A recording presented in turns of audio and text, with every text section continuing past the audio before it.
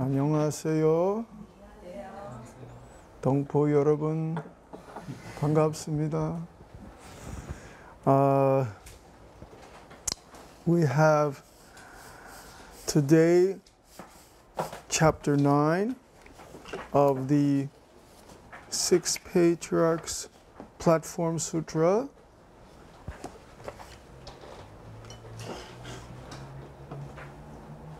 Everybody has a book in front of them.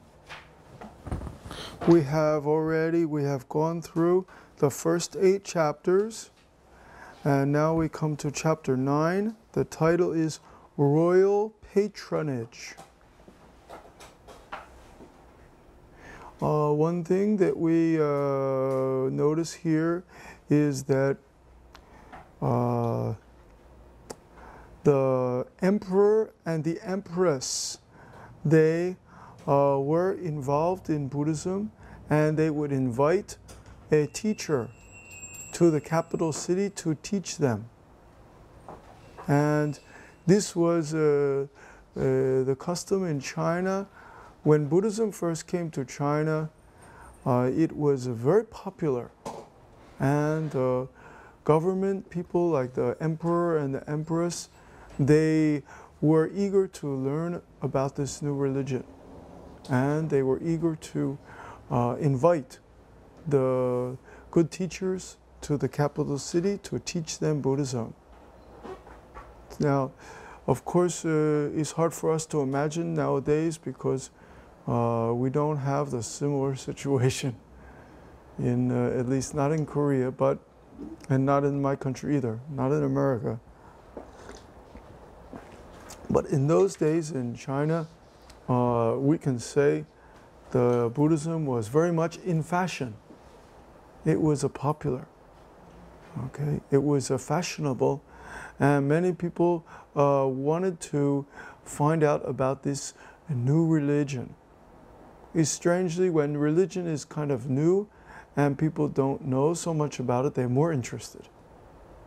But when it's already old and they think that there's not much for them, then they're not so interested. Now it says here that on the 15th day of the first moon of the first year of Shenlong, an edict issued by the empress and the emperor said, since we invited Grandmasters Huiyan and Zhenshu to stay at the palaces to receive our offerings, we have studied the Buddha vehicle under them. Whenever we could find time after attending to our imperial duties, out of sheer modesty, these 2 masters recommended that we should seek the advice of Zen Master Hui Neng of the South, who had secretly inherited the Dharma and the robe of the 5th Patriarch, as well as the mind seal of the Lord Buddha. So here we see something very wonderful happening, is that the two masters, Grandmasters Huiyan and Zhenshi, they recommended that the emperor and the empress, that they invite the Zen master, Huineng. And so they said, we thereby send eunuch Zhui Zhuan as the courier of this edict to invite the patriarch. Does everybody understand what eunuch is? How do you say in Korean? I think neishi?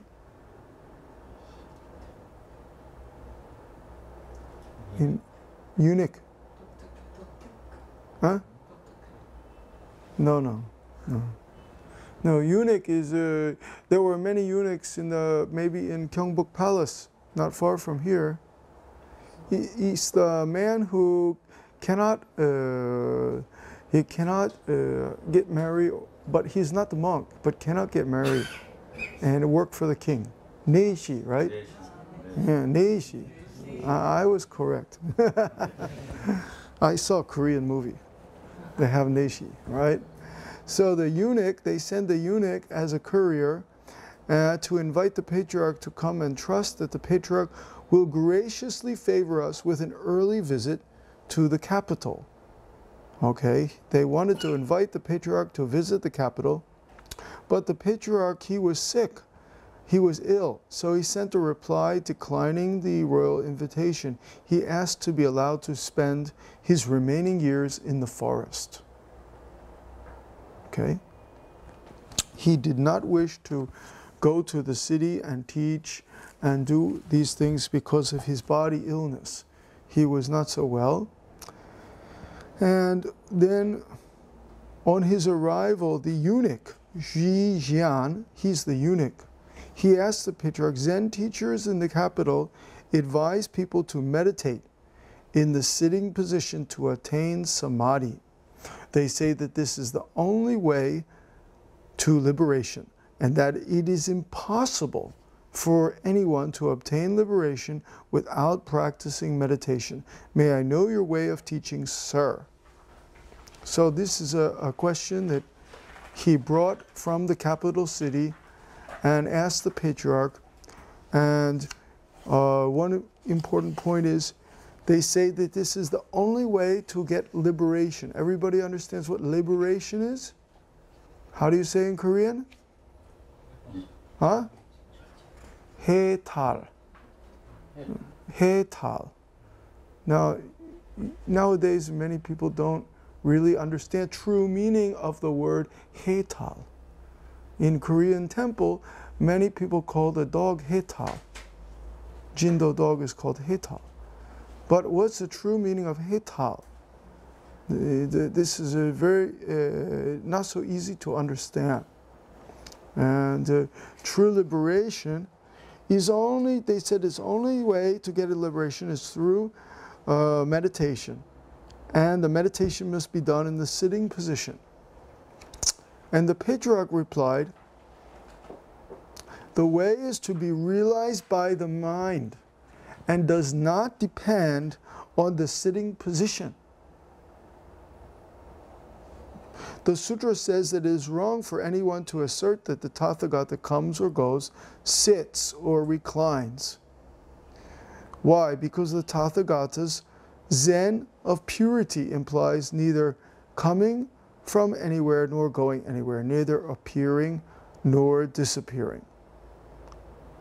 So he made a point here that the liberation is not to be dependent on the sitting position. You don't have to be sitting in the lotus position. You don't have to be sitting in various positions, because the way is to be realized by the mind, not by the body. This is a point here. The way is to be realized by the mind. Many people thought the way was to be realized by the body. And they had this notion because they see a picture of the Buddha's body. The Buddha do many different things to train his body. But he explains here, it's wrong. The sutra also says it's wrong to say that the Tathagata comes or goes, sits or reclines. So Tathata, what's the Tathata? This means the true Buddha, the like this Buddha. Truth like this Buddha. Tathata. I don't know how, I think in Korea, how do you say Tathata? Does anybody know? Yore. Correct. Yore. Buddha's translation very difficult. But Tathata is Yore. In Korea we say Yaksa Yore Bul. This is a medicine. Tathata Buddha. Medicine. Yaksa Yore Bul. So, there is neither, the Tathata's, his purity, there is neither coming nor going. There is no going anywhere. In true Tathata, in true Yaksa Yore or Yore, there is no coming, going. There is no sitting, there is no walking. So, if you have this idea you must be sitting to get the liberation, this is false idea. Okay? Because a true Tathata Buddha is never come and never go. He's pure, very pure, and not appear, not disappear. So, strictly speaking, there is no such thing as attainment. then why then should we bother about the sitting position? So strictly speaking, in the strict sense of the word, how do you say strictly speaking in Korean? Okay, so if you're speaking very strictly and clearly, then there is no such thing as attainment. You already understand the Heart Sutra said, no attainment with nothing to attain. 무득이요, 무득이요, no attainment. 무득이요. So, why should we bother about the sitting position? So the patriarch, he is only teaching about the mind. He is not teaching about the body, only about the mind. Then the man who came, this courier, this Neishi, this eunuch, he said, when I return, their majesties will certainly ask me to make a report. Will you, sir, kindly give me some hints on essence of your teaching, so that I can make it known not only to their majesties, but also to the Buddhist scholars in the capital, as the flame of one lamp may kindle hundreds, even thousands of others, so the ignorant will be enlightened by your teaching, and your light will produce light without end. So he's speaking very kind of widely, and he said to the sixth patriarch, I need some essence. I need to get your teaching, essence of your teaching, and then many others can get it. He wanted the essence of the sixth patriarch's teaching and bring it to the capital and give it to the scholars there and share with others. But the patriarch said, the way has neither light nor darkness. Light and darkness signify the idea of alternation. Because light and darkness are a pair of opposites, there is an end. So don't say light will produce light without end. The sutra, the Vimalakirti Sutra says, Dharma has no comparison, so there is no form or opposites. So the speech of the eunuch had many opposites, dark and light.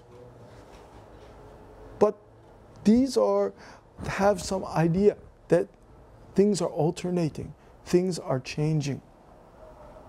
But in the true Dharma, in the strict sense, there's no light and dark. There's no enlightenment, there's no ignorance. This is the point he makes. There is no enlightenment, there is no ignorance. Let's say we try to understand what is darkness. Let's say, could you tell me what is a darkness? It's very difficult to describe, right? What is darkness? Because we only know darkness from a light.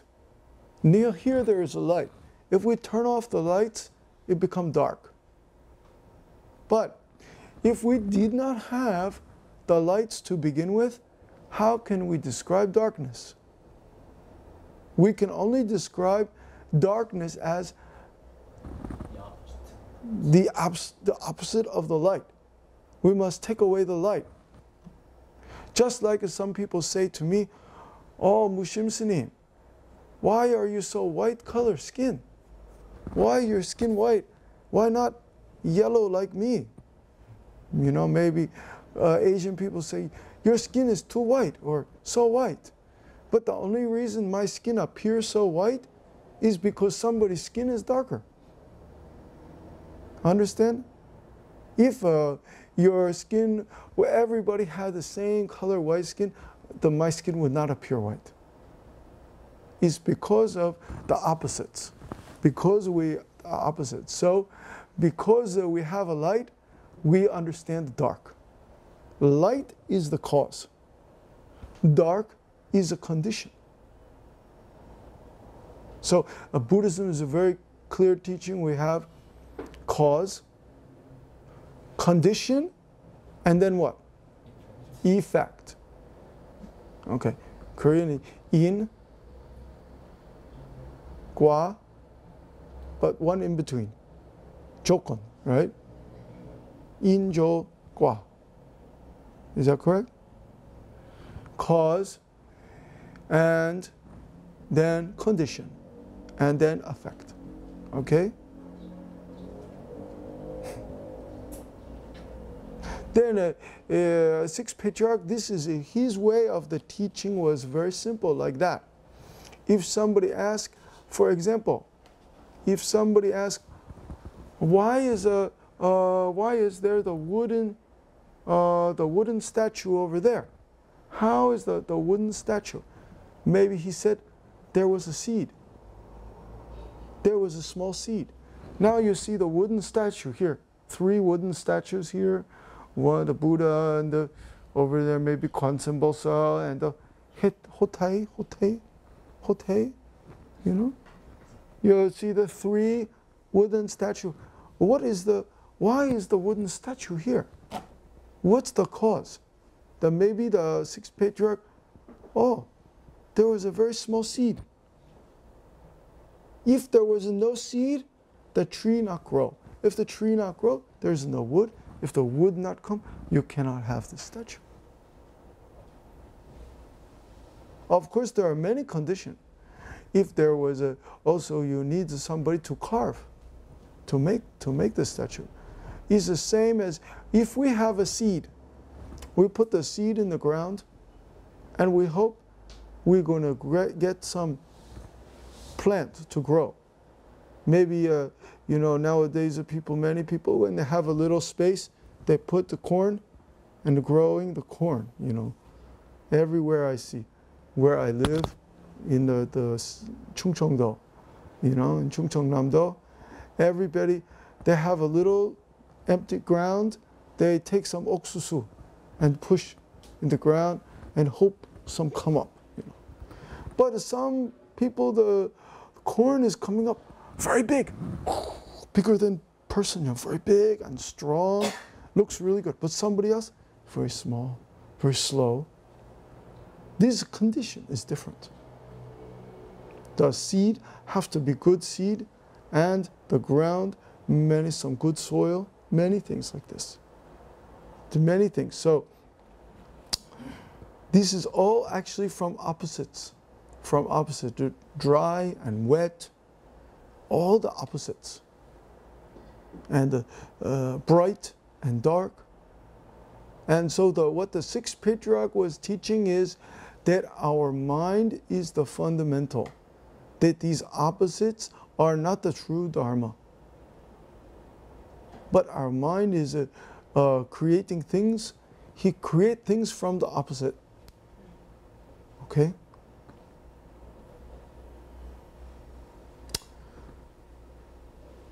Okay, so the Dharma has no comparison, so there's no form or opposites.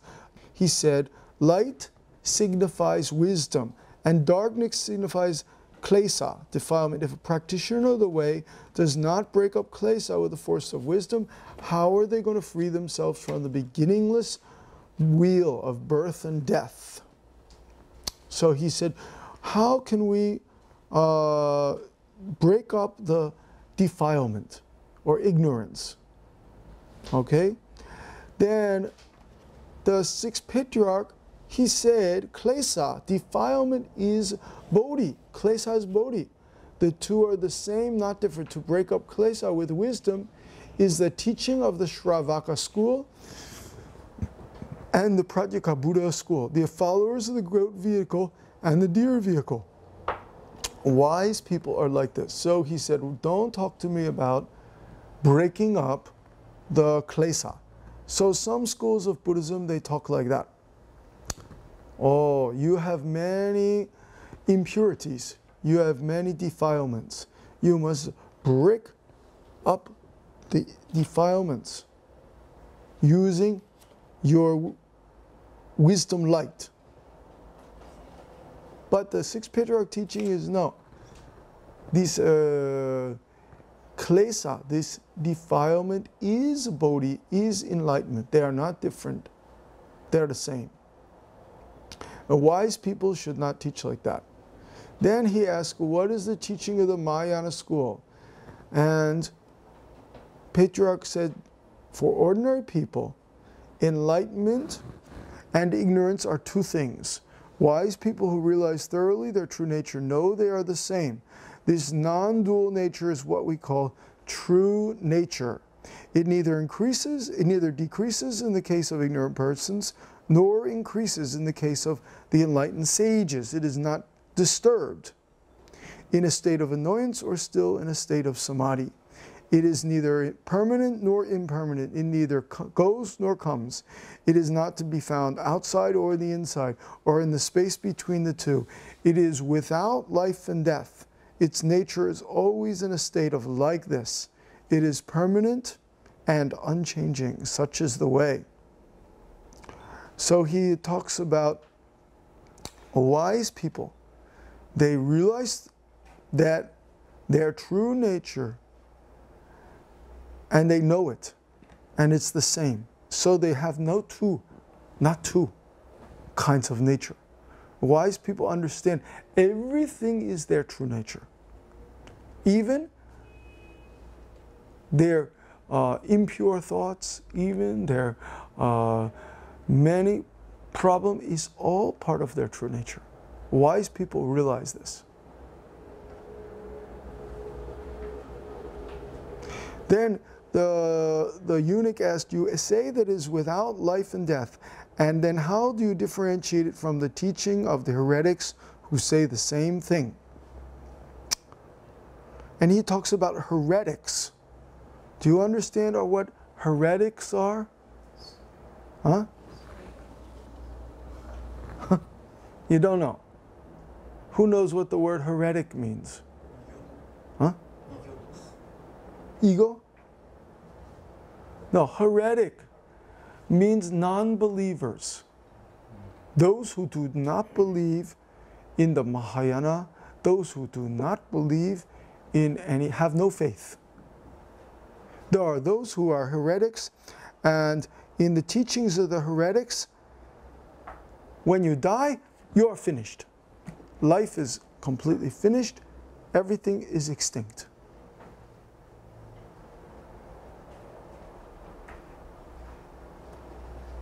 And so what they mean by death is not actually annihilation, and what they call life does not exist. So it's a very not easy to understand. The heretics are those who do not believe in the Dharma. They don't believe in Dharma. They don't believe in the truth. They only believe that when you die, your life is finished. Life is over. There is nothing beyond that. It's finished like that.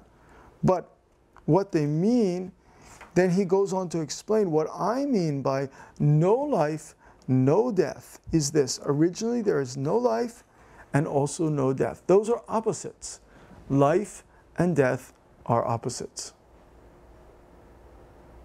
Life and death are opposites. So these opposites come from where? If somebody, for example, says, my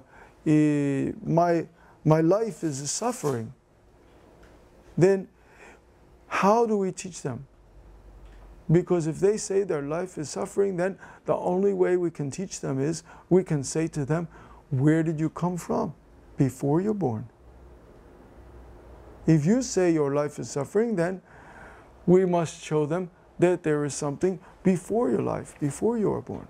Also, when you die, where do you go? Most people cannot answer.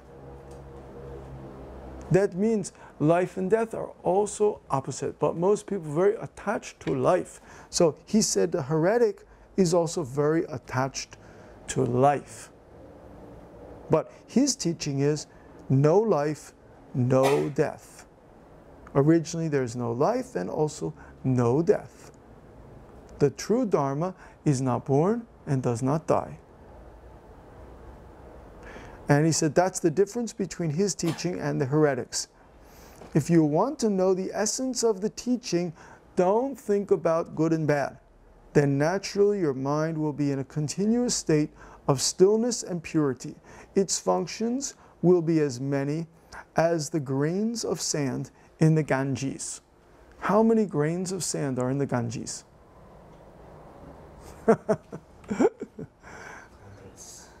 Countless, right? How many grains of sand are on the big, in Korea we have a big beach, like Daecheon Beach or Haeundae Beach. How many grains of sand are there? Can you count? Cannot, right? Endless, okay? So, his point is that if you want to know essence of the teaching, of the Dharma, don't think about good and bad. When you think about good and bad, your mind is not Dharma. But if you don't think about good and bad, naturally your mind will be in a continuous state of stillness and purity. Your mind is, by itself, is pure and still. And its function, it has many different functions. It's like a computer. That high-level computer can do many things, many different functions. But the low-level computer, small calculator, can only do one or two functions. That's the point. So before many times, the Zen master taught us our mind is like the computer. If your mind is very undeveloped, then it's like a small calculator. It's only calculating how much money I have and calculating how much happiness I will get. A very low level, we say low level computer. Only calculate a small quantities. But if your mind is more wide and your mind is infinitely big, then more function is possible. Many more functions. Not only you calculate your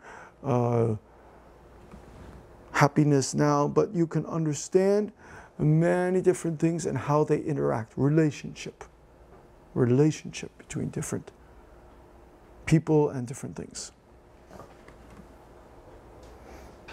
Of course, sometimes we have to press the clear button on the computer. On the calculator, if we don't press the clear button, the data will be overloaded. Everybody knows that. If you have too much data in your computer, you get overload and you get errors. So you have to clean out your hard drive. And the same with our mental state. We have to clean out our mental drive, our hard drive. When it's very easy to put more data in. Everybody is busy putting in more data. But cleaning out the data is very difficult. It's much more difficult to take out old programs and take out old data and cleaning. So this is very important. We should not always think about good and bad and right and wrong. If we don't think about good and bad, don't think about right and wrong, then naturally the mind will be in a state of stillness and purity. So the sixth patriarch was one of the first teachers to teach about the state of the mind. He is like one of the first psychologists, Buddhist psychologists. He talks about the mind in its original purity. And he says that when you are not thinking good and bad, not thinking right and wrong, then you will find the function of your mind, okay?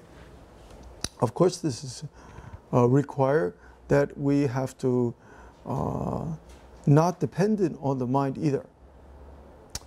So then the